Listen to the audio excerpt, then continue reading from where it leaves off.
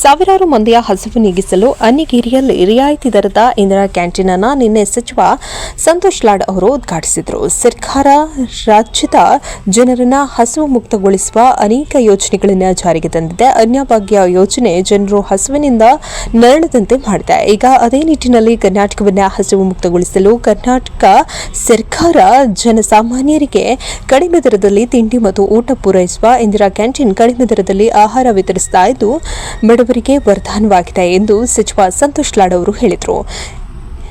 ಈ ಕ್ಷೇತ್ರದ ಶಾಸಕ ಕೋನರೆಡ್ಡಿ ಅವರು ಕ್ಷೇತ್ರಕ್ಕಾಗಿ ಹಗಲಿರುಳು ಸೇವೆಯನ್ನು ಸಲ್ಲಿಸ್ತಾ ಇದ್ದಾರೆ. ತಾಲೂಕಿನಲ್ಲಿ ಚಕ್ಕಡಿ ರಸ್ತೆಗಳು ರಾಜ್ಯಕ್ಕೆ ಮಾದರಿಯಾಗಿವೆ ಎಂದು ಹೇಳಿದರು. ವರದಿ ಕಿರಣ್ ಕುಮಾರ್ ಪೂಜಾರ್, ಅನ್ನಿಗೇರಿ. ಈ ಒಂದು ಸಮಾರಂಭದ ಕೇಂದ್ರ ಬಂದು ಜನಪ್ರಿಯ ಶಾಸಕರಾಗಿರ್ತಕ್ಕಂಥ ಅಣ್ಣನ ಸಮನಾಗಿರ್ತಕ್ಕಂಥ ಕೋನರೆಡ್ಡಿ ಸಾಹೇಬ್ರವರ ಈಗ ತಾನೇ ತಮಗೆ ಸಂಪೂರ್ಣ ಮಾಹಿತಿಯನ್ನು ನಮ್ಮ ಇಂದಿರಾ ಕ್ಯಾಂಟೀನ್ ಬಗ್ಗೆ ನಮ್ಮ ಶಾಸಕರಾಗಿರ್ತಕ್ಕಂಥ ಕೋನರೆಡ್ಡಿ ಅವರು ತಮಗೆ ಸವಿಸ್ತಾರವಾಗಿ ಹೇಳಿದ್ದಾರೆ.